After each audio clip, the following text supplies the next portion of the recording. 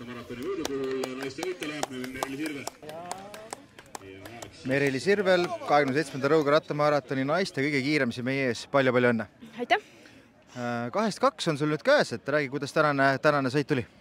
Algusest peale väga-väga raske, et alguses oli meestega seal kruusa peal nagu soojaks sõitmine, et suht tiksumine oli, aga siis kui esimene singel tuli ja mudane koht, siis läks laiali ära. Ja siis Greta oli ka mul seal saba peal, aga mingi hetk ta vajus tahapoole. Aga vahe vist püsis suht sarnane terve sõit, et ta vist vahepeal tuli isegi lähemale, et siis ma võtsin jalad kõhuvad välja ja hakkasin sõitma lõpuks.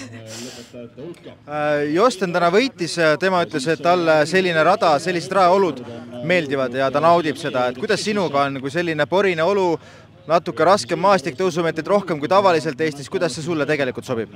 Ei, mulle rada väga meeldis, aga lihtsalt oleks natuke päikest ka olla, et suht selline nutune ilm oli.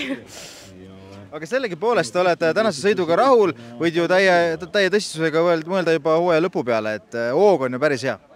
Jah, loodetavasti läheb siin paremaks, et mul oli nüüd 2 rasket treeninädalat ka, et see oli nagu selline hapumaasikas siia lõppu, aga jah, hea pingutus oli.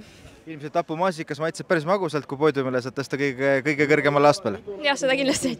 Igal juhul palju-palju õnne. Aitäh!